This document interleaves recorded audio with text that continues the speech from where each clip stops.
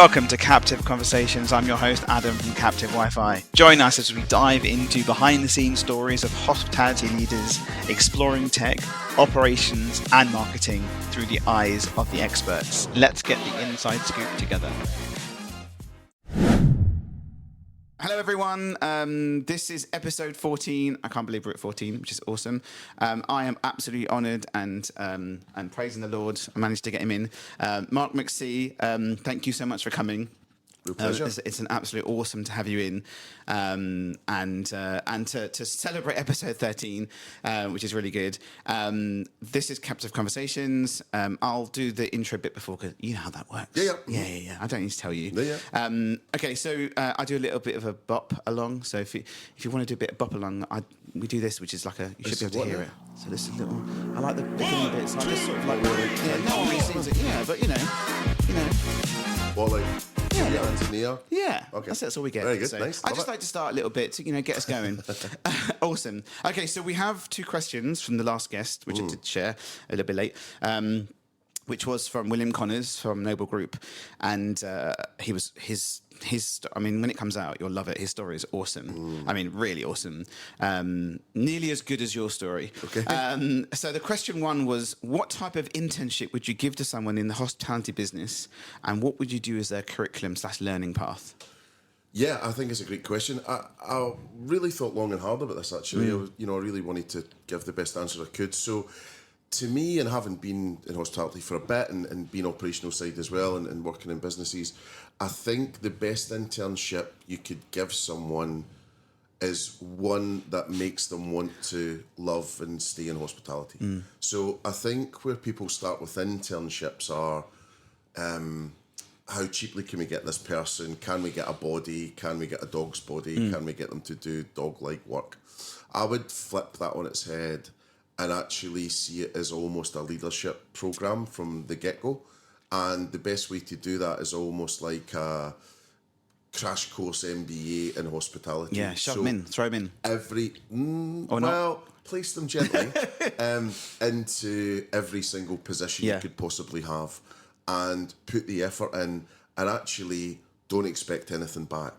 So, don't say, it's an intern for marketing and we need them to do our Facebook because we can't be bothered anymore. Or, do the little thing in accounts, whatever. I think one of the best places I worked for that was Barclaycard. And yeah, of course, they've got more money and all that stuff. But it was just really well structured. There was more like a graduate program, really. But I think that's the kindest, best thing that you could do is get them in the kitchen, get them front of house, get them working in accounts, get them working with property, get them and just expose them to it all. And it doesn't need to be in one go. Sure, you could set aside some time for some tasks you really need done, but I really think it's about you giving rather than receiving at that level. And then if we are creating leaders one at a time, in 5 years' time, 10 years' time, it'll be worth it if all these businesses are doing that. And show the love as well. Interesting point on each role. A colleague of mine they call them directors at Gaucho, right? But he came the GM of Piccadilly. Right. And they do a 3 months start. And you start as pot wash. Right. And you do every role in the business all the way through in that 3 months. Makes sense. Which I thought was just a genius. Because at the end, everyone's got utmost, because he was washing pots in the beginning. Everyone's got the utmost respect for him. And he came out of that going, like, wow, that was amazing. Yeah. He knows everything now. Like, he doesn't have to scream at someone because X, Y, and Z is not done. He understands each process. Yeah. That on its own is awesome. So I think what you're saying is quite similar. So I think just a couple of things on that as well. I definitely would say the pot wash is more important than the CEO. Yeah. And, it's like a lot of businesses when I worked in insurance, the receptionist was the most important person in the building. But also, I was going to post about this on LinkedIn, but I didn't want to cause any issues. I try and be positive on that, really. But I saw some boss that went back to the floor, right?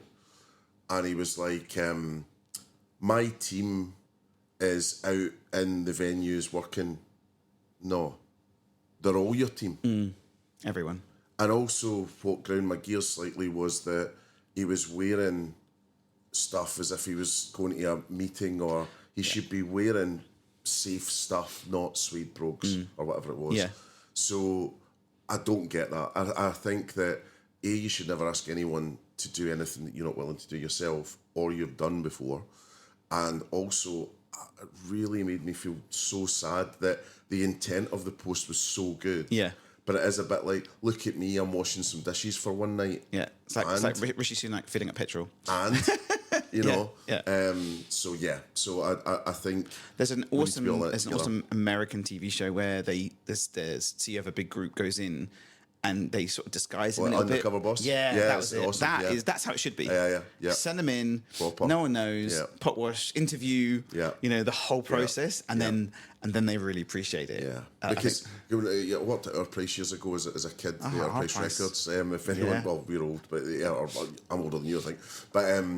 But yeah, and it was one of those ones that we always talked about. The area managers must think that the air smells of polish. Yeah, you know, if you knew, you're all phoning each other's shop, going, right, Lorraine's coming. Oh God, quick. Yeah, and that's what we did. You know, so yeah, so I think there just needs to be a lot more humbleness, and you know, people in higher positions are maybe a bit more privileged and maybe get slightly higher education. But again, it is almost that politician thing. You know, if you can't connect. Yeah. With all the classes within your organisation and all the generations, you know, you're probably not. I think that's where a leader. you see other businesses excel, right? Because they're part of the people. Okay, question 2. In your mind, what is the next big thing to hit the hospitality industry / market? Which is a big question. Well, it is. I guess I was interested in the phrasing of it. So, is it hit as in a blow, or is it hit as in a smash hit? I think. Well, I don't know. I mean, feel free to decipher. I've got options. Oh, I like it. So, I just wondered which axis it was on. Yeah, I think he means big hit, but I mean, I'm happy to. Well, there's good news and bad news. I mean, I think hit as in a blow. Yeah. Don't see costs coming down in the next wee while. Customers are going out less. They are being extremely choosy about either value for money or a blowout. So if you're in the middle, I'd be really worried. And if you're in the middle and mediocre, I'd be super worried. Lack of staff, which we'll come on to, hospitality rising, I'm sure. As I say, mediocre brands will be gone. And then loved brands and single product obsessed brands will win the day. Yeah. Then in terms of trends hitting the market, I think African is still a sleeper hit. Yeah. I'm really excited about, you know, Nigerian food and Ethiopian and things like that. So that's going to be super interesting. Korean still doesn't feel like it's had its day yet. It doesn't, does it? But I hope it does. Only chicken. Like fried chicken seems to be like the big thing, like Korean fried chicken, but no, not the rest of the. Yeah, the rest of the dishes. And I think there's a great dish called tteokbokki. I think it's called. So it's like double TBOEK. So it almost looks South African in terms of how it looks. But it's like filled rice cakes that are almost like penny pasta filled, but they're like gnocchi. Yeah. And it's got this burn your mouth off, blow your head off spicy sauce. It's just unmatched. And it's dead cheap, you know, so I think that'd be cool. Continued rise of delivery. I think it's just going to go up and up and up and up. It's interesting now that the delivery platforms are now offering the deal. So my wife 2 days ago was like, oh, she goes, well, we do a couple of times a week. So, you know, on the weekends, whatever, or if I'm busy. Yeah. And she was literally tied into it. They're doing like cashback now. They're doing guaranteed, you know, because at the moment, like you go to some of them and you doesn't get the right meal, you don't get the refund. It's so difficult. And it's really interesting to see on that now, trying to get you into that subscription service. Yeah. And also the diversification of it as well, because now they're selling electronics and all these things. So, you know, I think that's going to be super interesting because it's just easy. I'm interested about CBD, the rise of CBD and coffee replacement stuff, like the mushroom stuff and all that. I think that's going to come. I mean, whether it'll be huge, but it's going to be part of it. Obviously, bubble tea is just going to be everywhere. And it is now. It's exploding. But I think it's I hope not. In your face. But I think like, you know, the mainstream brands like Costa and Starbucks, and once you start seeing it on their menu, I mean, it's like, already in some of their menus, right? So that's really interesting. Rise of flexi eating, it's just going to get more and more. And then I really am wishing for a really good tasting low alcohol wine. Yeah, me and too. It hasn't happened yet. 100% agree with you. I've tried the ones that are out now, and they're not good. So my wife, she stopped wine and just went to she's like, right, I'm going to have a dirty martini, just need that mouthfeel. Yeah. And now she's like, actually, I'm going to stop all of that. and I'm going to go, and we've literally been buying, no word of a lie, literally the Stripe style like vodka replacement. Some of them, Kylie Minogue does like a alcohol-free wine. It's terrible. Right. Yeah. And there's just literally, I think we're on like bottle number 7. Still, I think there's a red wine she's got that's not bad. I will say, beer-wise, Modelo has an alcohol-free. Oh my god, it's amazing. Decent. Was it Modelo or was it the other one? I don't remember. But there's some really not. I mean, there's obviously the usuals. So beer's doing really well, but wine is. It's hard to do. It's hard to do. But I'm still hoping. Yeah. And then tech-wise, go on. Obviously, AI that everyone says, but I think the change in AI is hopefully going to mean, and we'll come on to this for marketing in general, but ultimate personalization and complete automation, and for the consumer, so they don't have to do much, but also for the teams, but used well. And I'm slightly scared about it because it could end up meaning lazy marketers. Voice, I think, is so underutilized and undervalued, and I think hospitality brands need to get their head around voice, and they've just ignored it. I don't know. I will say that. So I spoke to Big Table Group the other day. Sarah Pope's amazing.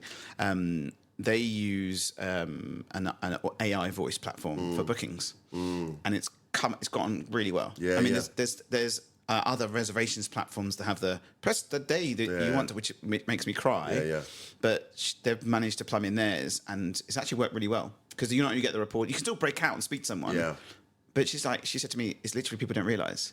Which is, and there's in America, there's Pop Menu that do the menu, and now do the voice. So now the AI can query the menu, right? Which is like, do you guys do? Quick question: do you guys do like, and where's the steak from? And because it has everything in there, it queries it. So that's even more powerful. I think it's conversational AI. I think also it's it being natural. So it the flow, right? Alexa, whoever it is, where you're just going, I want 2 tables at Lassett Gladys. I literally spoke to someone yesterday who's dealing with smart AI in the car. I forget the brand name. It's in America. And he said, wouldn't it be cool if you can just ask your car to say, hey, I want to book a table for 2. Blah, blah, blah, blah. And it queries take it. me there now. So, you're right. So anyway, super excited. And then the last thing, tech-wise, but it's also marketing, I think... I can't believe there's not more subscriptions in the market. Yes. Shocked. Yeah, it works. I mean, there's a restaurant group in Manchester that have a subscription, and they're done so well. And they've got like 10. I forget the name. I'll put it in the show notes. I was at the crowd event, and they were talking about it, and it's just worked perfectly. Like you get your surprise and delights, you get your discounts, you get your everything. But then again, they're a local brand, so it works. Well, I think it's either you're a loved brand with an engaged audience. You got to be the engagement, right? You can't just do a subscription with nothing. And if you're not a loved brand and you don't think subscription work, guess what? Fix your brand and then get a subscription. Do you know, like, I mean, it's not hard. No. Well, not everyone has you, and not everyone has. I don't think it's difficult. But anyway, I think that was the questions. Okay, so next question, which are the standard ones, and we do half an hour and a half afterwards. So the first one is best hospitality experience. So I thought long and hard about this as well. And actually, most of it I was going, I'll get let down there. And that was okay. That was all right. Best hospitality experience by a country mile is Red Carnation Hotels. Okay. Just out of this world. So is that the hotel? Is that the Z Hotel group? No, or is it different? So Red Carnation's 4 and 5 star hotels internationally. They've got one at they've got Rubens at the Palace, which is Buckingham Palace. They've got 41. They've got the Edgerton. Okay, I know the group. So high class. So quick story about that and why it is. So basically, I sat in for a year as sort of CMO sort of thing, but it was light touch and just making sure that the team were so capable. I didn't really, need to do that much. But very old-fashioned business. So you'd go in and it feels like something out of like Downton Abbey maybe or something like that. And total respect for everyone. One of the best places to work ever. All the amount of concentration on the staff. But anyway, so I went as undercover person, like not boss, but and I went to Mystery Diner. Mystery Stair. I went to the one that's near Royal Albert Hall. Oh God, Jonathan will kill me. Can't remember the name of it. Anyway, so coming along to that, and I'm in a taxi. Yeah. Taxi shoots past it and turns the corner and drops me off. And I think it was maybe even raining. Anyway, door guy opens the door. What comes to the taxi, opens the door, and says, "Hi, Mr. McCulloch, how you doing?" And I was like, well, he maybe said it more posh than that. I was like just dazzled, on the ropes, just going, what? Yeah. And I was like, I'm great. How are you? You know. So get that, and how's your journey and all that. So went in, same thing happens again. Concierge says, "Hi, Mr. McCulloch, how you doing?" I'm just going, what is this? Like, do they know? Or went to desk, same thing. Then checked in. Then went down the hall. Remember, a housekeeping said, "Hello, Mr. McCulloch," and I was like. Then I went into the bar and they said, you want a drink, whatever. I said, well, I'll have a gin and tonic. We've got 32 different gins, let me tell you about them. Right, okay. So you start going through all that, you get that. And he says, right, it's just about your dinner reservation, time for your dinner, go through and we'll bring this through. So go through. So then I'm just enjoying the gin and tonic. And then a guy comes through and he says, right, here's, you've had the menu. Do you know what you want to eat? And I said, well, I'm going to have that, and that. Right, excellent. Goes away, comes back. This other guy comes along with wine and glasses. Yeah. And goes, right, I hear you're having this for your starter and your main. Here's the 3 best wines for each that I'd like you to try. Wow. And then try those. And then I'm saying, do you want... Are you in which country? This is just... This is London, I mean? It's the same everywhere with those guys. So I was like, all right. And then... Anyway, dinner was amazing, went up to bed, and it was just this amazing room, balcony, the whole thing.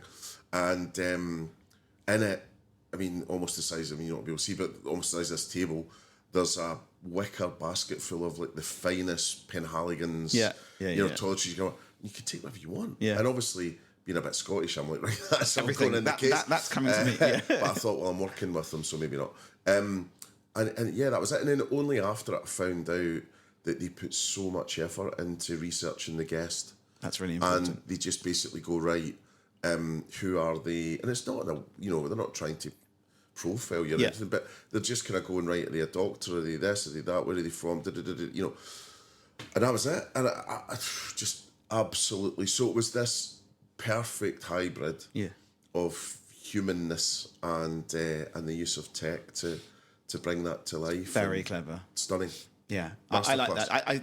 The only thing I've had something similar, it would not staying, but I went for a meeting at the Broadbrick Hotel in Soho. But I've mentioned this before, and I went there to meet the head of IT. He's awesome, and chatting away. And then a couple of weeks later, I went back. I didn't. I just waved to the guys, and they rated me by name. Yeah, because I've only been there once. Yeah, and that was just like. Mm-hmm.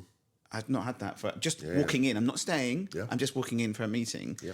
And that was really nice touch. And like I always, if I'm presenting and stuff, I do talk about ABCD, so always be collecting data, and it doesn't mean an email address. No. It doesn't have to be someone's dog's name. It's someone's, I just met a guy I haven't seen for 5 years maybe, just walking around the corner, and I was able to say to him straight away, I was like, how's your toe? Because I remember one of the last times I saw him, he dropped a huge mic stand.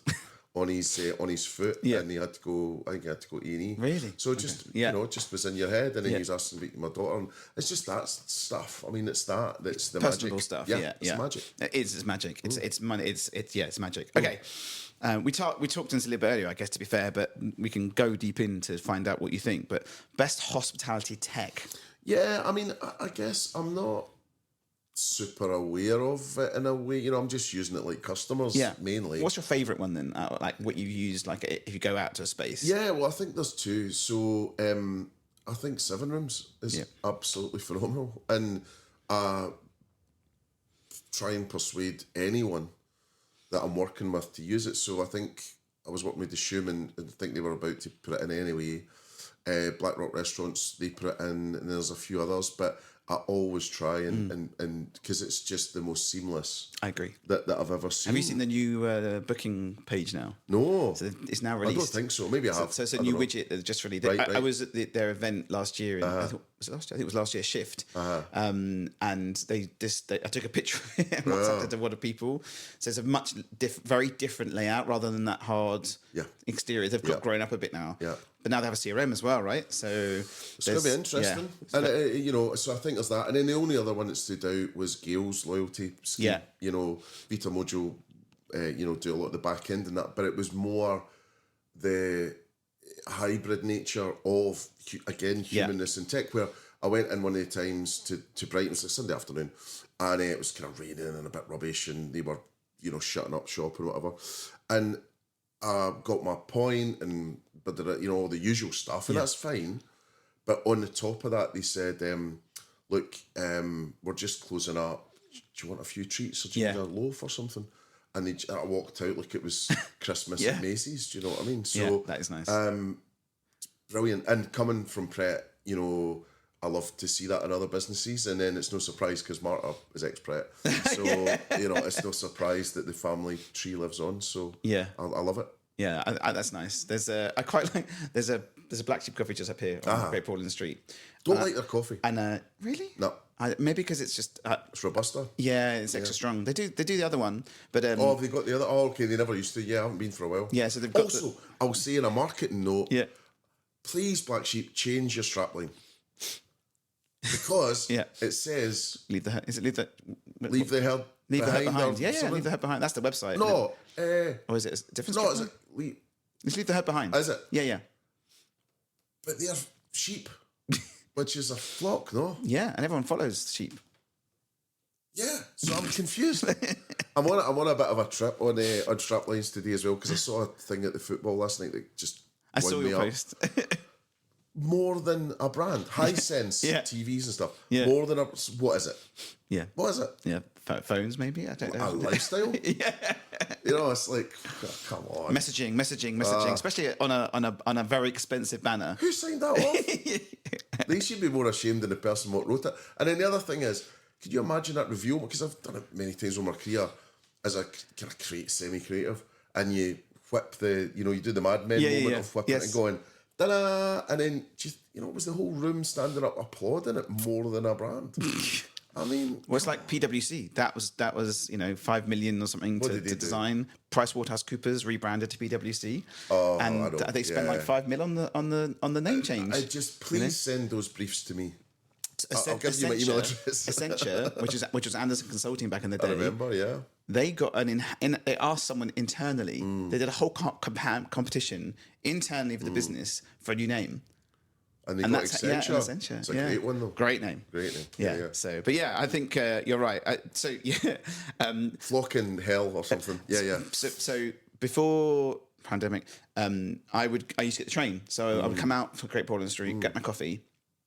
And when we started to work from home, obviously, because we have QSR brands still running, so I'm still working. After about a week, I had the worst headache ever. Like the vein in the back of my neck was throbbing, and I was being detoxed from having Robusta coffee. It's crazy. However, I know I'm saying that. I mean, that's a personal thing, right? But but what I really admire about Black Sheep is smart property buys from other businesses. You really swoop in and they get their everywhere. Yeah. I think they've just launched Glasgow as well, which is great. And they've got 4 or 5 in Dubai nearly. Is it? Yeah. Oh, yeah. But what they've done really well, like Grind have, is straddle that day-night thing. And absolutely hats off to them for that. Absolutely. We work with both brands, to be fair. So I think I give Grind good props. They've done. Yeah. But they killed it through COVID because they had the pods already. Right. And they were compostable, I think, already. Yeah. So they literally scaled. I mean, literally like crazy. I mean, now Hello Kitty licensing. Yeah, I just see that. Yes. To be fair, I nearly I could have showed you earlier. Okay, I digress. Okay, so this is going to be a 5-part serial, isn't it? We've got a lot to talk about. It might be. There is a lot to talk about. Yeah. But it's good. It's good. Come on again. Yeah, with pleasure. Yeah. We'll get you next. We'll have your takes on the week. Hot takes. Okay, so I want to go back in time. Let's do it because this is really interesting. So we're going to go back to the start. So where did you start? Where did the love for marketing come from? And then we'll talk about where you can talk to me where it started, because some of it's really exciting, but where, like, what was it like? Yeah, well, Little Mark. well, this feels like a therapy session. Well, you know, what would 8-year-old Mark do?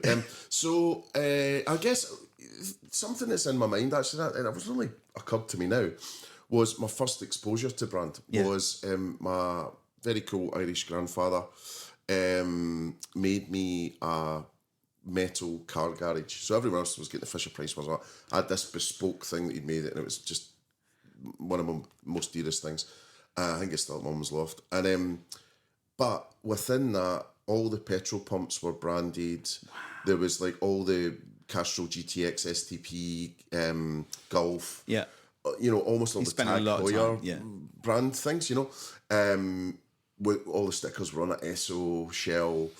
So I think just that I've just come into my head. I don't think I've ever spoken about this before. So I think that was my first exposure to brand, and I loved it. So I was young, but I knew those brands and you know, from super young. Yeah. And then through school, I was actually, everything was pointing in the direction of being a mechanical engineer or actually wanted to be an artist, right? So I wanted to go to art school. I didn't do as well in my standard grades as I should have there, so I missed the chance. So it was either going to go into illustration, technical drawing, or I was going to go into mechanical engineering. So I went into mechanical engineering for a year, and it was hard, and I just scraped to get in.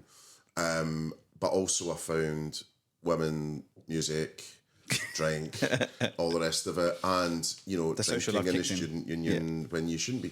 So I failed that first year. I had resets, and then I just... We have something in common. I failed my first year at uni as well. There we go. You've done all right. So I sat and I just thought, do you know what? I don't think my heart's in this. But my dad gave me good advice, which was, because he was a diesel fitter for boats, and he said, work with your head, not with your hands. He goes, you know, it's been a hard life for me working with my hands. Try and work with your head, you know, and great advice. Yeah, and I think that's sweet of every generation trying to make the next generation, you know, have an easier life maybe. So anyway, did that. And then my second choice was always marketing. And the reason that it was marketing was I wanted to do music marketing. Okay. So I worked on Our Price Records at the weekend, and I was fascinated how at the time the music business worked, where I'd be putting in posters about the next week's releases or whatever. I'd be changing the chart, you know, all that stuff, which was a hard job sometimes. Wasn't digging roads or anything, but you know, it was a lot of effort and thinking. So you did all that. The visual part of it had to be right. Yeah, you wouldn't want to. If you go into any other record store, and it wasn't set right, you wouldn't have sales. No, exactly. So it's hard. Yeah, it's hard. I get it. I was really into that detail, and so anyway, I was fascinated how a song at the time, not so much now, but a song at the time, you would basically hear it a month out, and you wouldn't be able to get it like you can now. No, you'd be recording on your tape player. Yeah, Bruno Brooks and all that. So you do that, and Steve Wright and everything. So you God bless him. So you know, you do all that. Quick favour here. I'm just taking a quick break on the podcast just to say I would really appreciate if you can click the like or subscribe button. That helps us grow. We're very new, and I would really appreciate it. And on with the show. And I was just fascinated how it was the pre-release, the radio play, and then I was seeing it physically coming in, you know, pre-promoting, then in store, then orders, then I was physically selling it. You know, I was there when it was the Oasis and Blur battle on that week, you know. Love that. There's many reasons why Blur won it, by the way, and it wasn't because of the song. There was a lot of tech issue stuff. So anyway, so that was that. And actually there was a price and master stroke by them as well. That's why they won. So I think from that point of view, I was sold. So I used to have an old teacher, Mr. Gillis, who weirdly we're now best friends with his niece, who now lives in Brighton. Wow, like, it's just that's really weird. Three degrees of separation. But Mr. Gillis is away now. He died, unfortunately. So, but he was my guidance teacher, and he went to our price, used to order jazz records from me. So I chatted to him, and I says, look, I'm out of mechanical engineering. I'm going to do music marketing. Yeah. And he said, don't do that. And I was like, well, I've got it all set up. And he's like, no, don't do it. He goes, do marketing. Yeah. and then you can do whatever you want. If you want to do wonder bras or widgets or whatever, he goes, then you can do what you like. Genius advice. Great advice. Thank you. And then I went to uni to do marketing, but I went to a slightly crappier uni from Strathclyde, where I was at Mechanical Engineering. Went to what was called University of Paisley, but the cool thing was it just changed from being a college into university. Nice. So they were throwing money at it. So we had like Harvard lecturers come over and teach us and stuff like this. And we had what was the other thing? Oh, we got to do research projects in year one. You usually don't get to do it to year three. And then I did my year at IBM, and then I took a pass. So you had a year out at IBM? Oh, yeah. Sweet. And then I took a pass, so you didn't have to do your honours. In Scotland, you could just take a pass. And then I had a job lined up. I'd done this through uni as well. I was running student marketing for NME, Loaded, Melody Maker, Uncut awesome. Magazine, Music Magazine. Loved Loaded. And there was like Loaded was like fun. It was a great mag. It was really great. It gets a bad rap. In fact, it's just been re-released. Really? There was a special edition came out, 30-year edition the other day. Elizabeth Hurley on the cover. I'm hoping to get Tim Southall on, who was the editor at Loaded. That would be awesome. On the podcast, because it'd be nice just to do that. But there's a website, so it's a digital play. Yeah. Our Price is back as a digital play as well. Yeah.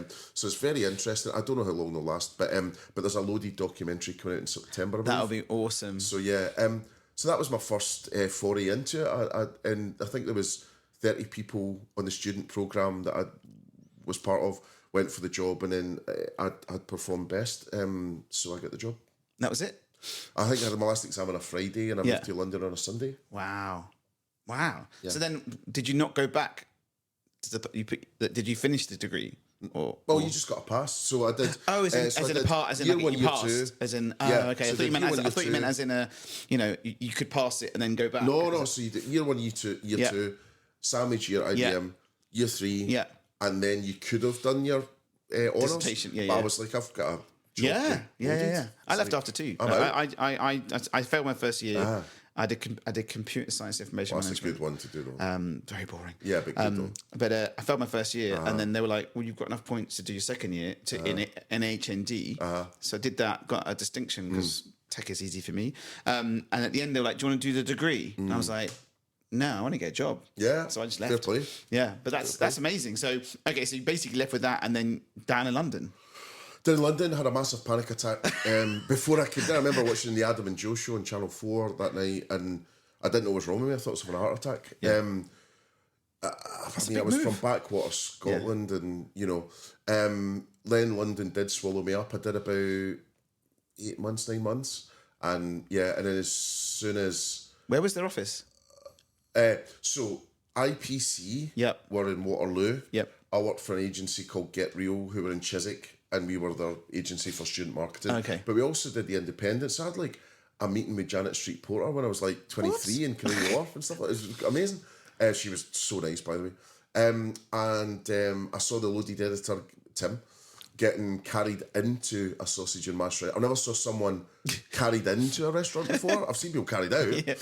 So that was kind of cool. And we also did like the Viz and 14 Times in Bazaar. I remember the Viz. God, So yeah, it was just such good fun. We did a Lucozade variant called Solstice, which was up against Red Bull as well, because Red Bull's student market program is best in the world. So Chiswick, and then we saw Ant and Deck at the pub, and I swapped papers with them. Which was a bit nicer than Central, right? Because I mean, Central London I was wouldn't have minded it. I think that's one of my big regrets. I never did London properly. I did about 8 months. I stayed in the city at first because I just happened, managed to get a room there with my ex-wife's auntie. Had a spare place, which I think weirdly is now Deliveroo's head office, where that building was. Really? Yeah. And then I did that for a month, and then Chiswick, and then came home, my tail between my legs. I felt like I'd failed, and I got a job with an insurance company, corporate insurance. So literally, you went completely 180. You literally came back. Yeah, well, I just had to. I was running out of money, running out of confidence. I really felt swallowed up. It was hard, hard lessons to learn, but I think it makes you stronger. And then, I did corporate insurance for a year. I learned so much in that place, about presentation of yourself, about being proud of the company you work for, representing the brand, no compromises, no excuses. You know, it was a really hard place to be. I mean, you'd look at your nail. I mean, I always keep my nails short. Yeah. But you'd look at your nails, and if there's a little bit of dirt, you get sent home. Really? Yeah. If you weren't, and you weren't allowed a beard at all. Not even if you committed to it, you weren't allowed a beard at all. God, can you imagine that nowadays? Yeah, and then you always had to be suit and booted. Suit and booted. Yeah. I always had to be first person in the office. I had to be last person to leave. So it was like a boot boy position. Yeah. But it was good, and then it went under. Yeah, exactly. And then it went under. They'd reinsured, allegedly, I think. They'd reinsured the company in 2 or 3 markets. So there was a bit of dodgy stuff going on. Some of the board went to jail. And then we all lost our jobs, like, instantly. Yeah. And then I lied to my parents, actually, and told them I had a job down south. And I came down to, where my ex-wife was. Yeah. In Milton Keynes, Leighton Buzzard sort of area, and started again. Yeah. So what did you do then? What was the next one? Well, there was a couple of little ones, which was like I worked for a motivation agency, which was really good to understand how that works, how to motivate. It's actually quite interesting because the little pieces of nuggets that you've done has really adjusted your brain from getting the confidence in insurance, right? Understanding brand. And then motivate. This is really interesting. Yeah, it sort of built you up a little bit, hasn't it? Totally. And I talk about it often where I think about it like Super Mario Brothers or something like that. Yeah. So next level. You're just picking up the stars and you're getting to the boss level. Maybe it's more Sonic, I don't know. But anyway, so that was that. And then so I did that. I found that really interesting. And also I put myself through night school to understand how to code so I could talk to the designers, because digital was just happening. And instead of it all being on the phone and paper and everything, we were starting to build websites on like Dreamweaver and fashion stuff. Go Dreamweaver. I remember Dreamweaver. Yeah, so that's what I started with. Definitely. That was awesome. But I really felt that I mean, it's something I was going to talk about later. If there's a vacuum, fill it, right? Yeah. And I could see the vacuum was that the suits, the account guys, which I was one of them, accounts team, weren't able to talk to the creatives. Yeah, massive disconnect. I was a failed creative and ended up having to go that side. You're the middleman. You're the connector. I could be a good linchpin, negotiator, whatever you want to, what do you call it, envoy, whatever. So that was what I did. So I then could sit with the designers and go, I could talk turkey with them a bit and also go, bloody account managers, and then I could sit with you account resonate managers with them, and so go, they love you. Creatives, But also I was able to call BS as well, because if a designer said that's going to take 5 days, and I could go, move aside and I'll do it in half an hour. Love that. You just knew, 100%. So, but not that they did, but you had that ability. Yeah. So what you learned a bit of HTML and like all that sort of jazz. Any PHP stuff, or just mainly like CSS? Mainly HTML, really. Nice. But in terms of that, it gave you enough confidence to be able to. Yeah. But the other thing was as well, through the insurance company, I kind of learned negotiating as well. And one thing that had been told to me years ago by my brand mentor, a guy called Robert Bean, he'd said I'm a determined diplomat, so I will get my way. Yeah. But the way that I'll do it is, really nicely. Yeah. And it'll be their basically. It'll be their idea. It'll be their idea. Yeah, but not not to be manipulative or anything like that. But it's just like I can sort of I'm a good negotiator. You show them the light. Yeah. And also you explain what's in it for them, But PMM, which was that company, the motivation agency, it really taught me how to negotiate, because, for example, there'd be 5 account managers screaming at creative that AA needed something, Sony needed something, Fiat needed something, but it was always how do you get to the front of the queue, and then that served me well when I went to lastminute.com. Yeah, lastminute.com. Yeah. Oh my God.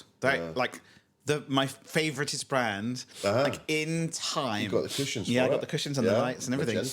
And I have to say that the emails that were sent from lastminute.com were the best emails. That's my memories. We had so much fun. It was just it was jam packed with everything. Yeah. You'd send that nowadays, and everyone with ADHD would freak out because they wouldn't know. But I'd immediately see what I wanted. Yeah. And lastminute.com is such good history.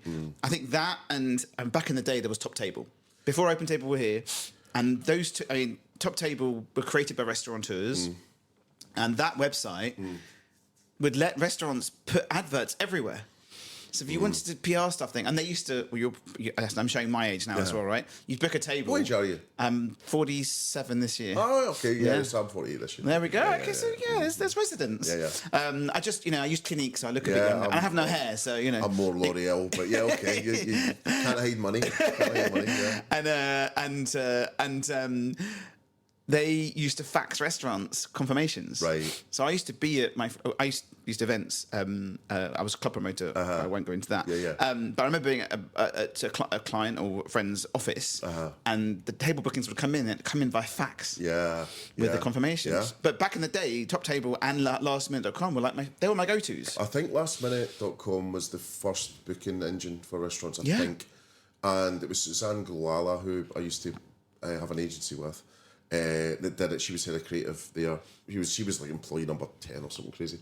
And that exploded though. The whole thing just exploded. It hit a market and it just went. Whew.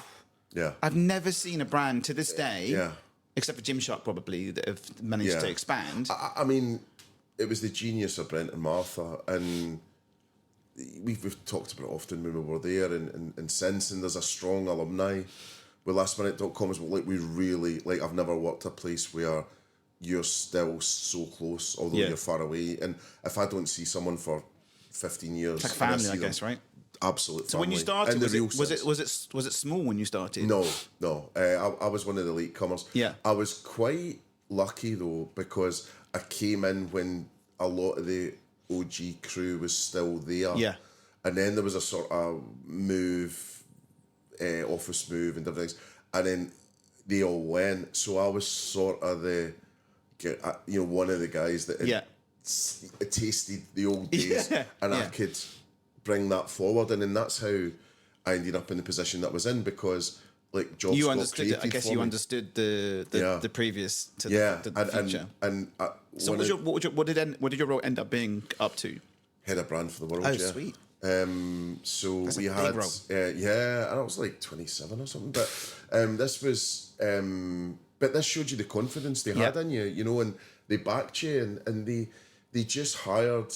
There's such a knack of hiring people that just were capable, you know, and it wasn't about your class or your intellect, or they just spotted something in you, and they just backed you, like, and it was a madhouse at times, you know. But I think you know, just with those roles, you know, I was working in the experiences, so like Red Letter Days bit thing, and then I get brought in to do a position, and I'm so thankful forever for the guy called Matt Hart, who's now at Hollywood Bowl, which is one of the best bosses I've ever had. But he created a role called Lifestyle Brand Manager for me, because what was happening was lastminute.com was becoming too much of a holiday company. And that was never what it was meant to be. Yeah, it was everything at the last minute. And then I was in this really fortunate position later on that I had personal time with Martha Lane Fox and Brent Hoberman, and they would keep me on brand, or I would say to them, we're thinking of doing this, and they would. And Brent's words to me, I think, when I got the bigger job was, if you don't get arrested doing this job, you've not done your job. And it was that they gave you a license to just go for it. And we did crazy things, like, I mean, some of the things I didn't do personally, but, you know, back in the day, we created first class tube carriages where there was like air hostesses serving champagne, get your nails done and all that. They did crazy stuff. They covered all the statues in London in pink. I worked on this. We built the first beach in London in Finsbury Square. 400,000 people went through it in a few weeks. You know, I ended up on GMTV and BBC News and all these things. What was the other one? Oh, we did a blow up church in Leicester Square for Valentine's, pink church, and it got I think it was like 100 couples got married, and we had like actors that were like mother-in-law, and just I mean, the brand awareness was I've not seen anything like it. Ever. It's sad kind of where it's at now, because it's you know, I mean, we talk about it sometimes Facebook, like all of us, if we had the money just to buy it back and make it great again. Well, to be fair, I was listening to a podcast in the US because Fishbowl's now rebranded to Fishbowl. and Fishbowl is What? Fishbowl. As what? So originally, Fishbowl. Have you heard of Fishbowl? I know Fishbowl. Right. So it rebranded as a different name. Oh, I thought you said rebranded to Fishbowl. No. So the new guy came in, changed it all, rebranded to a complete different name. I forget the name. I don't even know it. Yeah. And I was listening to a podcast. So the original owner, I think, has come back Right. and to help them and so on. And Fishbowl's now Fishbowl. I remember Fishbowl was the first CRM that plugged into OpenTable, right? We used it at Yosushi, yeah. Right, and they were apparently the first people that did the birthday reminder email. Oh, maybe, so it could be. And back, they weren't Fishbowl for a very long time, and then they sort of went downhill, and now they're back as Fishbowl. Yeah. And I remember it. And there's Yeah. so many people out there. So it's legacy brand. It's those brand that if someone was to take lastminute.com and bring it back, there's so much could be done with it. Yeah. But the reason Fishbowl failed with a lot of companies as well, it just didn't adapt. And it took too long to get things done. And when I worked in Yo, for example, like everything was like, in 15 minutes time we need to do this, and it was like, oh well, it's going to take 2 weeks to do that, and you're like, do you want to speak to Robin Rollins? But anyway, so that was lastminute.com. I was there for about 5 years, I guess, and apart from our price, actually, it was hands down the best job I've ever had. And then from there to Barclaycard. What? Barclaycard. Oh, Barclaycard. Okay. Yeah. Didn't love it. Didn't love it. Bit of a different job style, right? Again, I learned an awful lot. Yeah. I learned how big businesses run. I learned that it's a corporate, right? Yeah, and it's a slow juggernaut of a thing. Yeah. I think when I joined, I got some letter with the join, and the letter almost said, I mean, I'm paraphrasing and probably being too sensitive, but the way it read to me was, you probably won't make much of a difference here. You've got one hand on this big juggernaut, treat it with respect, whatever, but, and to me, I was used to going idea, execute, idea, and this was idea. Board. I need to ask boss. And also I was, straight into the top people at lastminute.com and my marketing director and all that. And you'd access to them. But this was 7 people between me and the CEO, and it was like you were going to see King Prince Charles. When you were doing that, it was just so. Yeah, I mean, experience. There was a lot of corporate bullying going on, and things like that. So yeah, but the advice I got was go and eat your greens. Yeah, and you'll feel better after. So I think it was about 18 months there, I think, and. Big projects. That's nice on the CV. Big projects. You did well. Yeah, I think so. Mental health didn't, but yeah. But I think big projects. Rebrand of Barclaycard. Yeah. I think there was a Sonic as well. We did the water slide ad. The guy going through launch of contactless. First ever contactless. That's big. What else? And then personally, I had to help design and deliver a workshop to get everyone believing in the brand and what they had to do. So that was like 180 sessions over so many months around the world, and it was me personally facilitating. Oh, really? Well, what was quite funny was I was doing the budgets, and there was a lot of budget cuts because it was just after recession. Daily Mail were coming after you. We can't afford to outsource. You're going. So I had this £85,000 for facilitation, and my old boss Gary was really tough, and he basically goes, "See that line there? Yeah, can you scratch through that?" And I said, that's for facilitators to do you're doing it. I said, I'm not a facilitator. And he goes, you'll be an effing good one when you're finished. And he was right. And to be fair, he was right. I've seen you on stage, man. He was right. So he absolutely, you got thrown into it. I learnt a lot. Yeah.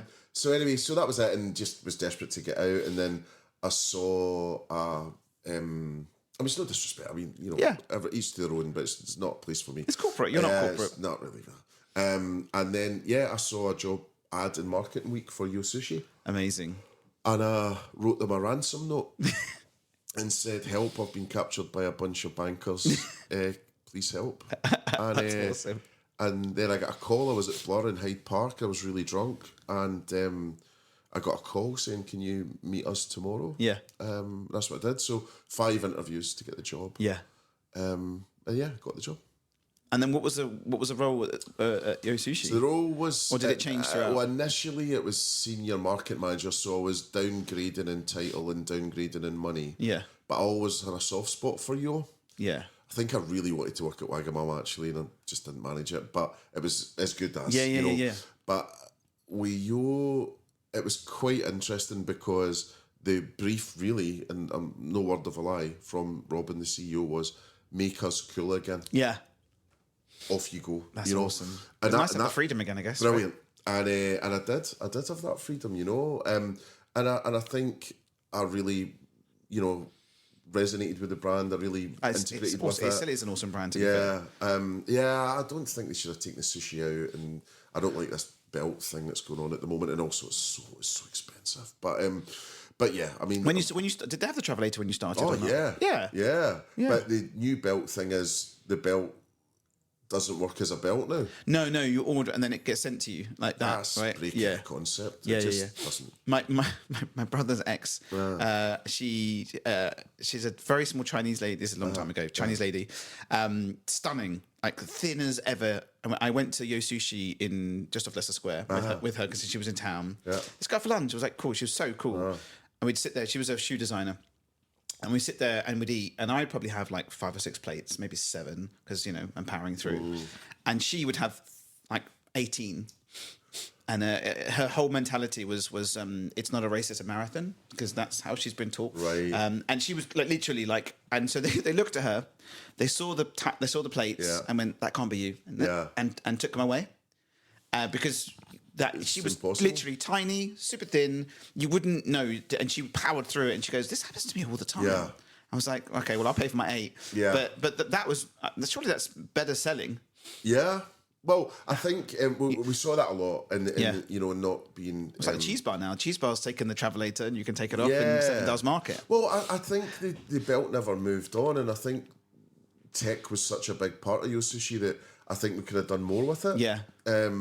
But there was fun stuff, you know, when you pressed the button, it was, you know... I loved that. And you had the little things going around as well. Yeah, like little odd those little bits. robots and stuff. That was awesome. And then the robots, that was way back. And then they were on the tracks. And then what happened was, I think they crashed into someone in a wheelchair or something. Oh. And then it was like they had to take them out. I loved those things. Yeah, they were amazing. But I think with Yo... Yeah, I mean, it was meant to be this sort of random madness, basically, and the brand DNA we got to was all about wow at your fingertips. So it was really meant to be this explosion of taste, sights, and sounds and all that.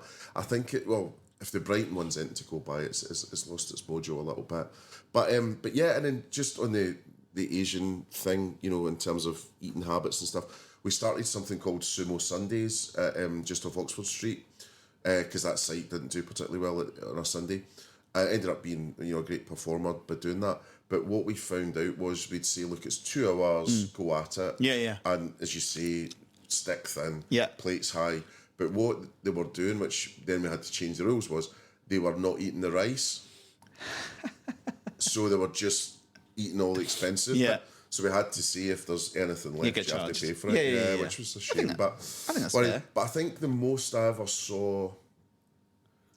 I think maybe somebody sent it in. It was like 35 plates. Wow. I think some in that region. I could do that. I reckon. Not now. But back then, I think. No, just sashimi. Yeah, couldn't. Yeah, well, that'd be interesting. But yeah, so anyway, that was it. But we really embraced tech there. Was this before? This is way before Vita, right? Or way before. Oh, this is 2009. Yeah. So we... What was the POS? What was the tech stack? What did they use? Do you remember? Christ. No. Because it was more over just still collecting plates, right? You were still doing the plate collection. Yeah. I can't... It did change in the time I was there as well. God, I can't remember. But we... In terms of marketing... I have memories of taking my kids to Brent Cross Shopping Centre. Yeah. And they're 14 and 16 now. At like 2, they were eating salmon sashimi at Yo Sushi. Great. And then sitting on that bar, grabbing, and they would grab.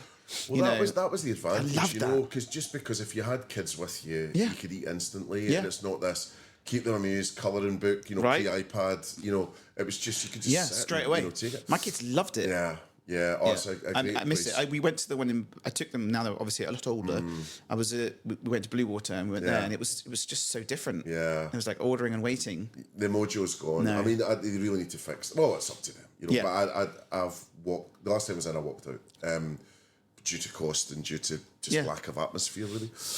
But what was I going to say? So tech stack stuff. I mean, the main thing from a marketing point of view was. very straightforward. Like, Yeah. you know, we had a website, CRM was through Fishbowl. Yeah. We were on Facebook. But then I managed to, through our amazing FD, James, because he was really switched on to marketing, and he gave me, and this was back then, £10,000 a month to spend on Facebook. Wow. That's a lot of money back then. And we then ripped through Facebook because we were... That was it. one of the Everyone's only on it. ones That really was it. spending. Yeah. We had this amazing agency called Punctilio, I think they were called. And they did like Arsenal stuff. They did stuff for Simon Cowell. What was funny was the Arsenal social media was done by a Tottenham fan.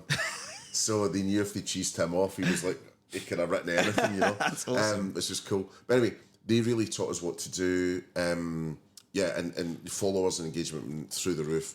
We were then cited as the most socially engaging restaurant brand in the world. Wow. Then we also, I came in as we were halfway through a web project, and coming from lastminute.com, I was really in my wheelhouse. So worked with a great agency. I can't remember what they were called now. They were in Bedford. And anyway, they were excellent with us. We won 2 Webbies. Yeah. Which is... I will say back then, it was... The whole freaking thing was... It was awesome. Yeah, it was awesome. Awesome. And, you know, absolute... I have to... Where is it? I have to give you a bit of that one because...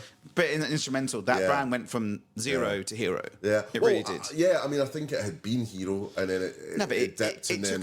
It took a last-minute comics right? Yeah. I mean, I think a lot of that was Robin really in the team, the original team before I went in. Yeah. Because... it went from founder, owner-operated by Simon Woodruff, who's a legend and visionary. Yeah. But then it needed someone commercial to go, right, how are we really going to grow this? So, yeah, I mean, Robin was on my podcast the other week, and I can't wait for that one to come out. It's really I'm excited for that one to come out. That would be good. So Yo was just fun. And then from Yo to... So a slight deviation in that I was about to... start on my own. Yeah. But then I got wind of a job in music, and music's my first love, really. I mean, I love hospitality and all that, but music doubly so. So I got the chance to go and work at Peter Gabriel's music website called We7, which was a Spotify competitor. So I went and did that for 6 months as, you know, almost kind of employee stroke consultant. And then we got bought by Tesco. And it became Blinkbox Music, so kind of... Oh, that became Blinkbox. Oh, interesting. Well, it was a weird one because it was good in a way, but also it was a freemium model and Blinkbox wasn't. Yeah. But Tesco really wanted it for the data to see what people were listening to, and then you could then get all the boffins to put it together with, it should go with these clothes, it should go with, you know, do all this stuff. So anyway, so that was that, and so that was about 6 months, good fun, being in music. And then I started Spectacular Marketing. Which is your first agency? Which was me. And then I was like 2 or 3 days in. And then I got wind of a job at Pret. So I was head of marketing at Pret for a year. It was like a maternity thing. And I thought, that would round off the CV quite nicely. Yeah. And I love Pret. I mean, who doesn't love Pret? That's a great brand. So, so I thought... I remember a story. I think my childhood friend, his dad was like one of the first... like franchisees of it.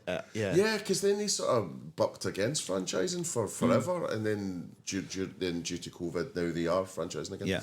But so went in and did that and learned an awful lot and learned about not anti-marketing, but just different kind of marketing, because I did ask this in an interview, and I was like, why have you got a head of marketing? Yeah. Because, I don't know who told me the story, or if maybe heard it from from you, to be fair, but I remember someone telling me about, and I've been in prep before as well, where people haven't had the cash or they've not got enough. Oh yeah. Mm-hmm. And that's so nice. Yeah. Don't worry, we'll sort that next time. Yeah, so there's a programme called The Joy of Prep. Yeah. And it was sort of there when I went in. I think one of the mistakes was they did kind of announce that they had it, and I would have kept it under wraps. But yeah, I mean, their thought process, and they looked at psychology and, you know, monkeys and labs and all these things, and they looked at learned behaviour versus, you know, surprise and delight behaviour. So if you go to Cafe Nero and you get your stamp card and all that, fine. Yeah. But back in the day when it was a stamp card, and, you know, obviously hats off to Cafe Nero for it and stuff, and it drove their business in a lot of ways, but it was dumb. It's open to fraud. Yeah. And also it's expected. So if something goes wrong that day, Especially or when you the stamp don't- thing breaks and they cross it with a Sharpie. all that. So you know, and so that's what. So then Pret were like, well, we're better than that, but we just think it should be done in a more Pret way. And you know, one of the things when you find out, you know, a coffee with everything loaded into it was 22 pence at the time. Yeah. Why wouldn't you do that? Yeah. You know, and then I took it one stage further though during the Olympics. So during the Olympics, taxi drivers were having a bit of a bad time really because you know it was horrible for them. So Clive, the CEO, came over and said, "Look, just been nobbled by a cabbie about what can we do for them." And then he was like, "Well, should we maybe look at doing something for them?" And I was like, "Okay." So it was chats 10% off. And I said, "Look, I'm Scottish and I wouldn't cross the road for that." No, you know? me either. And I was like, "What if we just gave them a free drink?" You know. Okay, so we ran some numbers, and it was like, actually, that's not too bad. And then and the great thing about Pret always as well was it did take all the barriers away. So you know, usually it's asterisk, terms and conditions, you know, all these things. Now, Pret would just go, look, any drink. So hot chocolate, tea, coffee, and Pret are so inclusive. So they're like, well, what if you're not a coffee drinker? You know, for example, or what if you don't drink caffeine at the time? So anyway, so did that. Long story short, I think that it sold over the 6 to 9 week period, whatever it was 16,500 free drinks went. But when we went back and did the analysis, for every free drink we sold 1.5 items. And that wasn't the plan at all. But I still ask cabbies now and again if they remember it, because Pret then did carry it on for a bit. So yeah, still like asking them, because you know they're in the back of a cab. Yeah, been driving for years. Yeah, 100%. You know, so that was really cool. And then yes, I did my year. Had the opportunity to stay, but by that time I really wanted to go for it on my own. Really. So is that when which agency? Because you did. So that went back to being Spectacular Marketing again, which was me for a bit. Yeah. And then I was always working with James and Leo, who I'd worked with since I was a kid on creative and at lastminute.com and stuff. And we decided to change it to We Are Spectacular and do a proper agency rather than just sort of working with each other. Yeah. So we grew that to about 20 people, I think. Wow. And yeah, we had about 11 full time, and then we had like freelancers and stuff. And yeah, I think we did that for, I don't know, 3 or 4 years or maybe more. And then just kind of musical differences at the end. So I also was kind of getting dragged into running the business, and that's fine, but I really like doing the work. Creative, right? The creative brain needs to run. I really like doing that. So I left my own agency, which there's not a lot of precedent set for. So I was looking for, how do you do this? And there was nothing really on Google or whatever. So anyway, so we just parted ways, you know, in the nicest way. They're still doing fine. Yeah. We keep in touch and stuff. And then I started up on my own as Supersonic. So that's when Supersonic started. Yeah. And when did because you did a podcast before. I did it at Spectacular as well, yeah. Yeah, okay. So there's like, I don't know, 100+ episodes for that. So that was maybe... So you already 6 or 8 steeped years into ago. knowing how all this shit works, basically. Well, sometimes I forget to hit record. Sometimes I forgot Kit. Yeah. So I've done it the other week. we were just talking about cameras off mic, and I bought new cameras before I got the Sony ones. I got these Logitech ones, and I was so preoccupied with it syncing up on the iPad, which controls it all, that I forgot to hit record. So I didn't get Osh at the Devonshire videoed. And I didn't get David Campbell, Yeah, but we got the audio, so that was the most important thing. But Man, like, I know. So. And also, I will say it's interesting to see, because you can do video on Spotify and stuff, right? But also there's video on YouTube. Yeah. So I'm learning more about, like, people asking how many people have watched X and so on, and I don't have a centralized whatever. Yeah. It's really interesting to look at the studio for YouTube to see the views. Yeah. Because people do like the video. Oh yeah. But also people like to listen to it on the way. Yours is, for me, it's like, yours is my commute, because I drive into town. So it's you and Chris and some of the guys in the US. Literally is my, I'm like sitting there with a big smile on my face. So if I said everyone knows, but if you don't know, Mark has Supersonic Hospitality, which is a freaking awesome podcast. What number are you on now? 150 or something like this, maybe. Almost. That's awesome, think. and some big hitters. So I mean, yeah, it's amazing, and also you've got great banter, as we can hear. So the conversation piece for what you do is awesome. Yeah, okay, thank you. So I'm going to go. You did a podcast. You've got the agency. We're probably working with some amazing clients, I guess. But we were going to tip on to Hospitality Rising. Sure. How did you get involved in that? Well, so basically, during COVID, I didn't have a lot of work on, and a little bit of work with Brewdog. And then I was on Twitter one night, and I saw a tweet from David McDowell, who was at Brewdog at the time, the president and CEO, I think. And he tweeted out a thing saying, "This crisis is coming," with a link to a BBC article about the staffing crisis. Yeah. And we all sensed it, but just no one had really said it. Yeah. And this was May 2021, I think. And then also what had happened was at the same time, we were always desperate for chefs, but now we're desperate for everyone. Yeah. And anyway, I'd spoken to Kate Nichols about this before COVID. We're at a thing at the Savoy, literally days before lockdown. And I've got to credit her with it really, where she mentioned something about Army be the best for hospitality. And she said, she's always sort of like pointing the elbow at me kind of thing, going, if only some, brilliant marketer would do this, and I'm kind of going, all right, okay, yeah, I'm too busy for that. And then I wasn't busy, so I just thought, you know what, like, the industry's been so good to me. Yeah. I love it, and it's just your friends, and I just thought, in the main, anyway, and it was like, look, do you know what? I need to do something. I can't not do this. And that was it. So David and I. You guys were on billboards, and it was everywhere. Yeah. So, what was cool? A couple of things happened. So David then had to step off the project because there was a lot of trouble at Brewdog, and they need to go and sort that out. Also, if we're promoting how good it is to work in hospitality and there's some stuff going on, then we can't, So anyway, it ended up being me. Yeah. But then I took a lesson out of Red's True Barbecue's book, where they hired like a superstar board. Yeah. So I just phoned up all the best people that I knew and said, would you mind being on this board? And they're like, absolutely. Yeah. So I had like Kate Hilton. Your little black book, basically. Yeah. Some people I didn't even know that well, but they were just really into it. David Campbell was our chair. David McDowell was kind of there in the background. Kenny Blair at Buzzworks.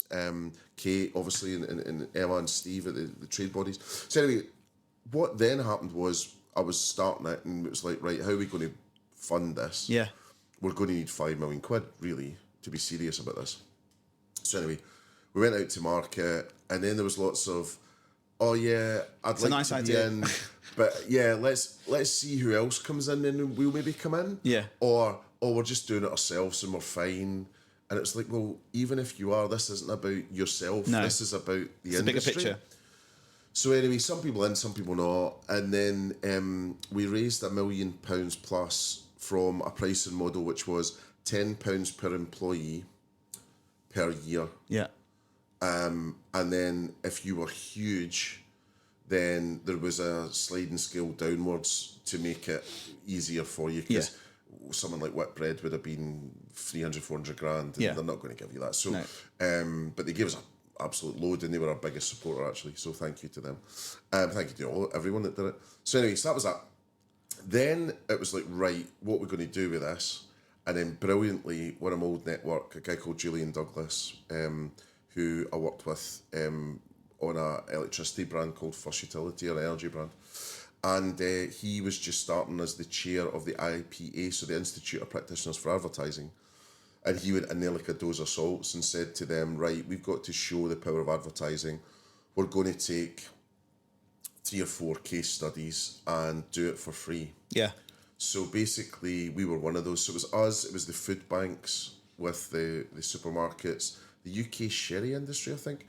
Anyway, it was an initiative called IPA 10X, and what we got from that then was the best people at Ogilvy, the best people at DCCP, the best people at Forever Beta, who were Amazon and Google's lead creative agency, and Oh, man. So back to Army Be the Best, we got the main guy who did the insight for the Army's most successful campaigns in the last 10 years. Wow. He did the strategy for it. Wow. It's a guy called Matt Waxman. and Siobhan as well, and worked on it as well. So yeah, and we had Rory Sutherland, right? So Rory, it calls me Rory, with him just giving his time for free going, and he still had some great ideas as well that we never executed, which were things like get your friends to apply in groups. Yeah. Because it's less intimidating. Yes. You know, things like this. He's genius. So I love him so much, yeah. So anyway, so that's what we got. And then we got this amazing creative. We liked the idea of this live fast, die young thought and the cadence of it. Also, the colour scheme, the logo, it just really stood out really compared good, to wasn't just it? generic. There's very generic stuff you see. It was so eye-catching. Yeah. I have to give you all props for that because it was there.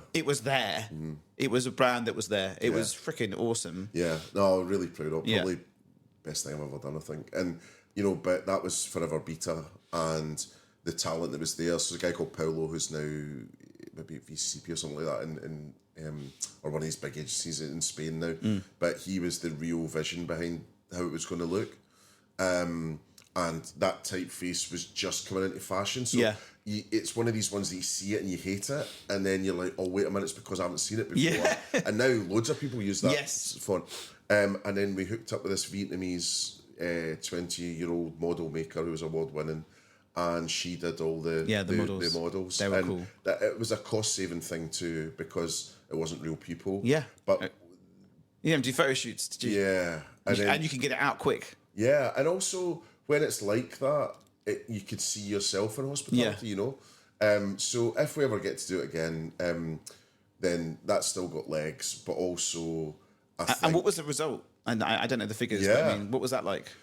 So 300,000 plus application starts in 18 months. Wow. Yeah. Wow.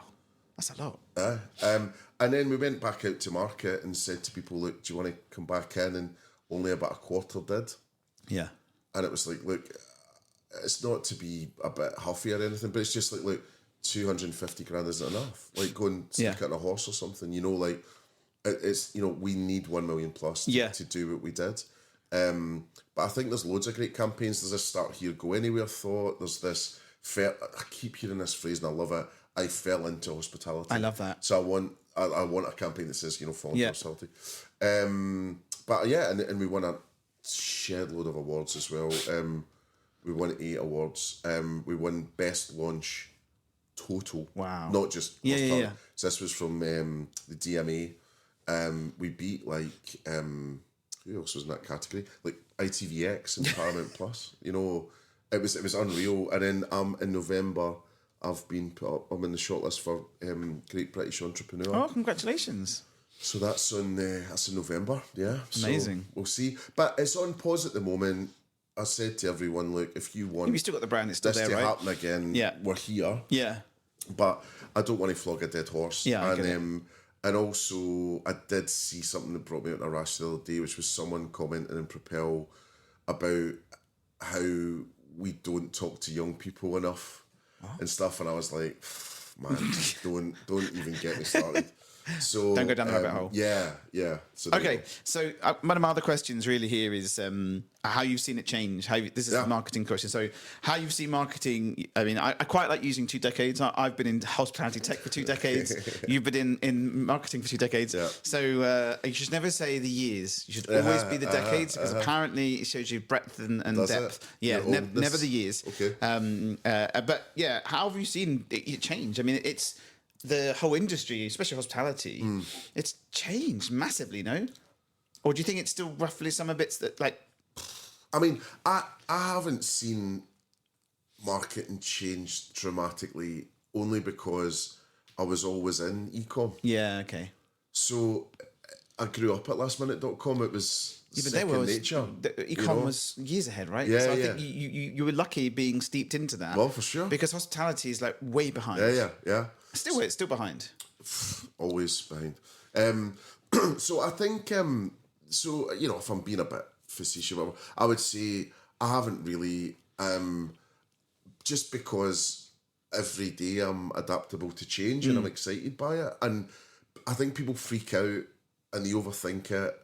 Oh, TikTok, it's just another channel. Learn how to use it and use it. You know, But also, your camera is now a smartphone, right? So you can whip it out. It doesn't. So there's a guy in America you should join. It's on Wednesdays and Fridays. It's digital hospitality. And it's a guy called Sean Walchef. Right. He's got an awesome community, and they're very much about storytelling. That's one of the reasons why I'm doing this, because they're like, you should do a more video. Absolutely. And he was like, literally, just doesn't have to be polished. Yeah. No. It doesn't need to. You don't need an agency to get your camera out and just show the kitchen, or show your brand, show you. It's story, and people love it, especially with UGC stuff, right? They love it. So I think that's the change I've seen more. If you've got the gumption to do it. Yeah. I mean, look at Fallow. Fallow are just killing it. So I mean, but they're in a small minority. Yeah. So if I was getting ranty about this, I'm still amazed that hospitality brands just haven't got this licked yet. Yeah. I don't think the guys are getting the training. I don't think they're getting enough support. They probably don't have enough budget. I'm not talking huge budgets, but but when you look at it, I don't think anyone in hospitality should look at any other hospitality brand. They should be looking at e-com, porn, gambling, Tesco, Temu, Shine, Sheen or whatever. That's how you do it. Octopus Energy, that's how you'll learn. But I think, as I say, I'm amazed that it's all just little tactical things, and it's like painting a wall. Don't you want to give people like a little boot camp? Splash. You should do a little boot camp. I think you should do another little boot camp. I'm doing a boot camp. Yeah, more. I need more. Well, it's only if people will pay for it. Yeah. But I mean, we've got a boot camp. 18th of July. I don't know when this is coming out. But this is for Propel. We do it every year. Amazing. On social. But there's a whole world out there, and I think because there's like the masterclass things that chefs do, and you go on LinkedIn and social, and there's chefs teaching you stuff. I mean, so Jonah at Blend, he's got an awesome training thing. Wouldn't it be awesome for you to have a section in that of just UGC training, and they could just buy that bolt-on. Yeah, I mean, I'm going to put you. Have you met Jonah? No. Okay, I'm going to introduce you to Jonah. He's developed a UGC style training platform. Yeah, which is awesome. Yeah, because one of the things he said to me when we spoke was, if we're teaching to make a sushi roll, and the chef goes to you, just say you make it, and you go, have you got it? Yeah, and you haven't got it. Yeah, and then they leave. Yeah, then you're teaching 15 other people how to do it wrong.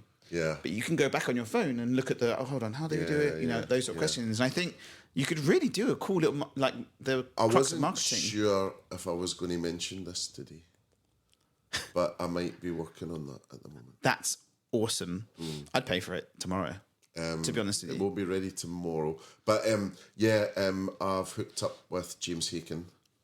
I feel like we're two half decent marketers in the hospitality space, and we are designing almost like a mini MBA for hospitality marketers. That's amazing. That's amazing. And also it means that people can do it whenever, right? Yeah.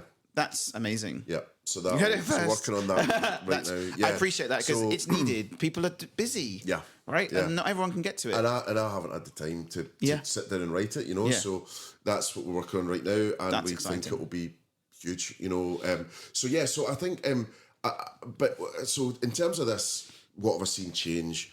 I think it's like TV channels almost. It's very fragmented now. There's lots of things you could do. There's lots of things that you feel you should do. But there's a great Scottish phrase of stick to your knitting. Go back. Never mind. Everyone starts at tactics. Go back. What's the strategy? Yeah. So sit down, like going to the doctors. It's just like going to a doctor's and going, I'm not well, and he just points you on the knee and says, I'll give you some knee cream. And you're like, I've got a sore throat. So we never take the time to do that. Go back, diagnose the problems, the real problems of the business, what's going to make the biggest difference. Also look at some research. We do not do enough research in hospitality at all. And it's the easiest industry to talk to customers. Yeah. I don't understand or even your competitors. Everyone's open in hospitality. Yeah. We don't do it. Yeah. Then you get into and it's Mark Ritson that talks about this, the holy trinity of STP. So before that, obviously know what your brand is, your DNA, your brand codes, all that. So STP is segmentation. Segment the whole market. Forget you for a minute, just what's the whole market. Then target, and then position your products and services against that. And then you start going, right, what's my high level initiatives? Then the tactics, but everyone's like, I'm going to do TikTok. I'm going to do this. I'm going to, But then it just falls off because they start and then they get too busy. Well, and also it's not the marketers leading the conversation. The marketers are just the doers. Yeah. And it's the ops or the CEO, and then CEO come in and go, my 14-year-old daughter thinks her TikTok's crap. I could give two shits what your 14-year-old daughter thinks. Yeah. Unless she's my target market, with all due respect. I remember being on a conference call once, and I think I said to someone, I don't give a shit what your wife thinks, and she was in the background. But, you cannot be personal. No. It's the worst mistake a marketer can make, which is, I think.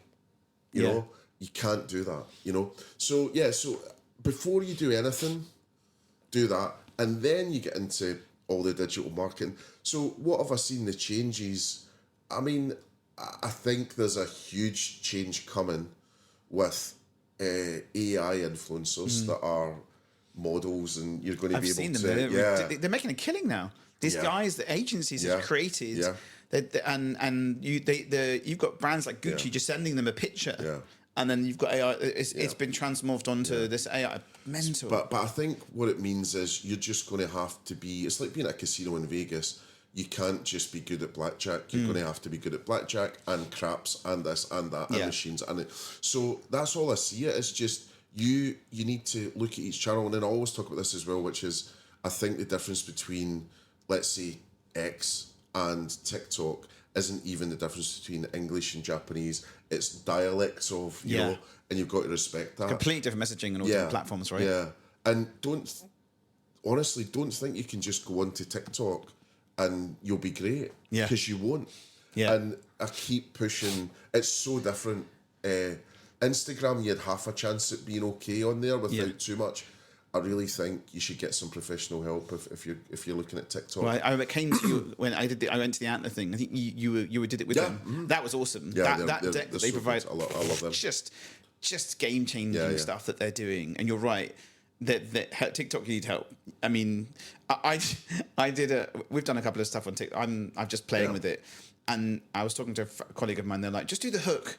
So I basically sat in the car and I was like, are you a restaurant? I did the American. Are you a restaurant? Do you want to get more? And it got 27,000 views. Great. I was like, that's amazing. And my other little podcasty stuff gets 300, 400. Yeah, so it hits the algorithm. But they love the hook. Yeah. It's so interesting. But getting the right people to do the right messaging for the right platform isn't easy. Yeah.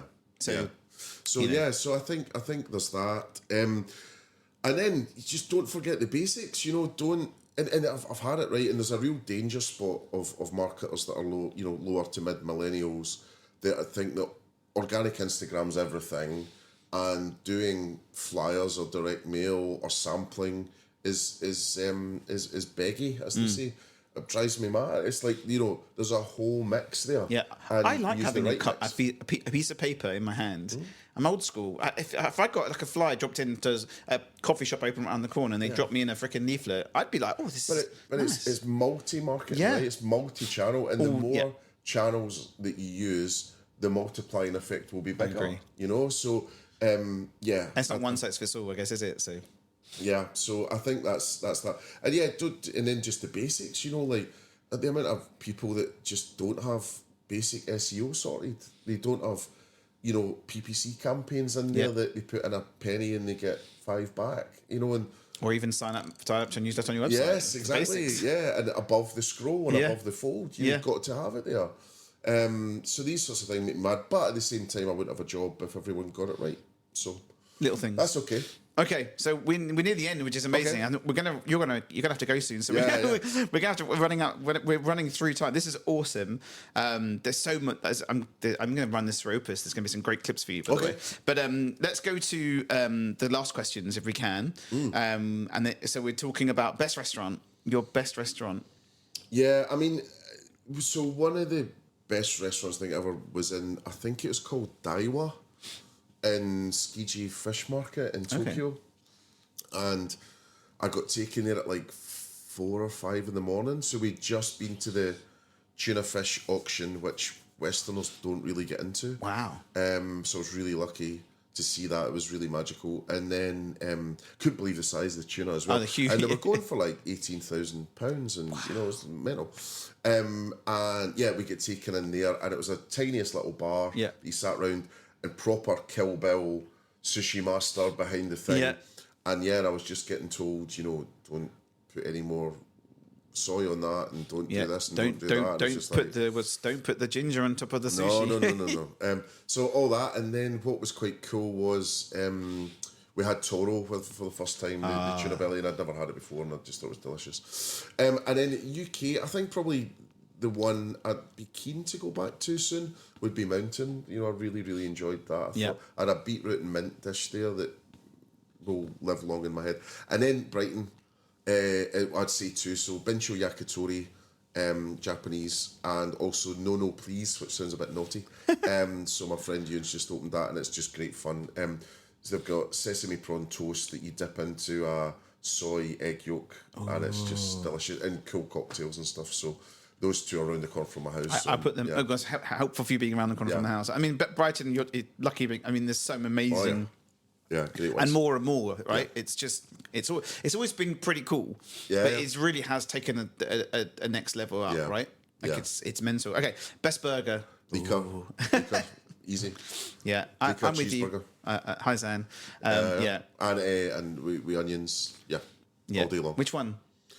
Just the burger, the cheeseburger, the burger with the cheese and some onions on top, and the bun. That's it. Yeah. Nice. Yeah. I'm totally with you there. Yeah. Best hotel. Yeah, well, I mean, I think Zed Hotel, just because I use them so much, and it's basic, it's cheap, but it's really nice enough. Staying there tonight, actually. In terms of a couple other things, Ace Hotel that was on Shoreditch High Street. Yes. I had such a great time there for my birthday. Cool bar down there. It's away now, isn't it? Yeah. Was it now? No, I thought that didn't have a bar in the hotel. Oh, maybe, yeah. Oh, yeah, downstairs, yeah. Downstairs. That was a cool bar, yeah. But in the room was acoustic guitar. Oh, sick. Record player, vinyl collection, Smeg fridge with beer in. And then I had a big balcony as well, so I was really lucky that time. But what was cool was when you check in, they give you a plectrum for the guitar. I love that. Well, yeah. That's cool. A nice touch. Yeah. Did you get to keep it? I did keep it, yeah. Nice. And then Park Plaza was really cool in terms of some tech stuff. I stayed there next to Brewdog Waterloo. I got guest of the week. Oh, nice. Or guest of the day, or whatever. And I was like, what does that mean? I'd only ever stayed there once before. Anyway, gave me a penthouse suite. Shut up! With a huge balcony that you looked from the Houses of Parliament all the way around to the city. Wow. And also they had in-room WhatsApp, which a lot of hotels do, but this actually worked. Yeah. And I did it as a test, but I did everything through it. Yeah. Room service, can you open the balcony? Nice, and it worked. Yeah, I struggle with that sometimes. I mean, when it doesn't work, it just annoys, you know. Okay, so we're coming to the end. Oh, yeah. Go on, is there more? No. Okay, coming to the end, I'm going to give you a quick...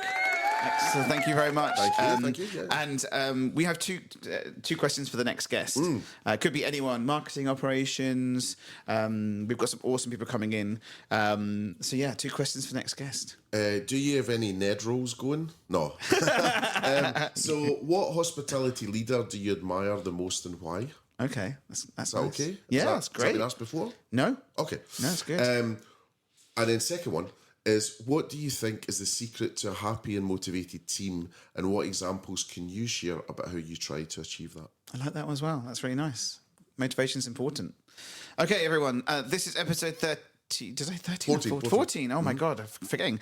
Episode 14. I'm going to give you a big round of applause. Let's give everyone a virtual wave. Thank you so much for coming. This is awesome. I want to release this tomorrow, but I can't. So, but yeah, thanks guys, and see you next time.